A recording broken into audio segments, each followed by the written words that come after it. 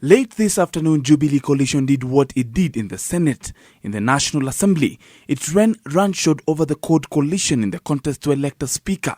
Justin Muturi of the Jubilee coalition trounced former Speaker Kenneth Marende with just slightly less than 100 votes. Kenneth Otiato 129, Muturi Justin Bidan Joka 219. It was a scene reminiscent of the 2008 election of the Speaker, though lacking in acrimony that characterized the 2008 contest that had ODM beat President Kibaki's PNU resoundingly. But what it lacked for in acrimony, it made up for with a determined show of might in a plan that was seemingly ruthlessly executed with little accommodation for the opponent.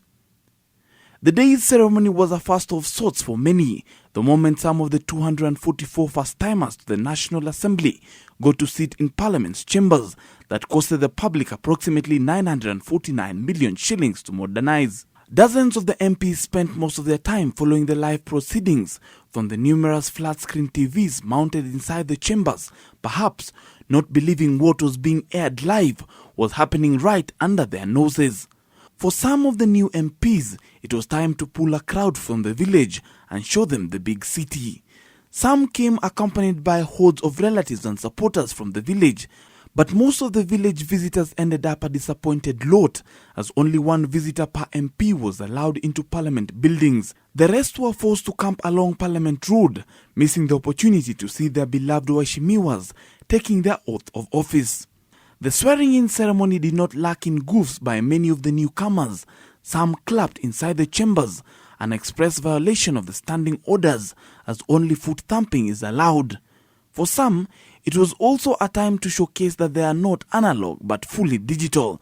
Some came into the chambers carrying their iPads and would occasionally be seen probably tweeting to their friends and supporters the happening inside the chambers.